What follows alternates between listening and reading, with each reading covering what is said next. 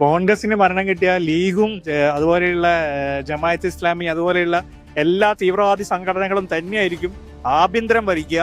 അവരെന്താണോ പറയുന്നത് അത് കൃത്യമായി നടപ്പാക്കാൻ മാത്രമേ VD സതീശനായാലും കോൺഗ്രസിന്റെ ഓരോ നേതാക്കൾക്കും കഴിയുള്ളൂ.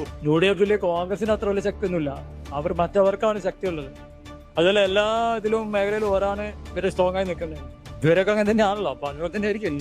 UDF അധികാരത്തിൽ വന്നാൽ UDFനോടൊപ്പം മുസ്ലിം ലീഗ് മാത്രമല്ല, പൊതുജനങ്ങൾ മനസ്സിലാക്കേണ്ടത് ഒരു ജമാഅത്ത് ഇസ്ലാം ഭരണമായിരിക്കും നിലവിൽ വരാം. അത് മുസ്ലിം ലീഗ് മാത്രമല്ല, ഒരു വിഭാഗീയ ഭരണമായിരിക്കും UDFന്റെ അടുത്തുണ്ടാകും. VD സതീശനെ കുറിച്ച് എന്താ പറയാനുള്ളത്? VD സതീശനെ പറ്റി, അദ്ദേഹത്തെ പറ്റി നമുക്ക് എന്താ പറയുന്നത്? എല്ലാം പൊതുജനങ്ങൾ ഇന്ന് സോഷ്യൽ മീഡിയയിൽ കൂടെ കാണുന്നുണ്ട്.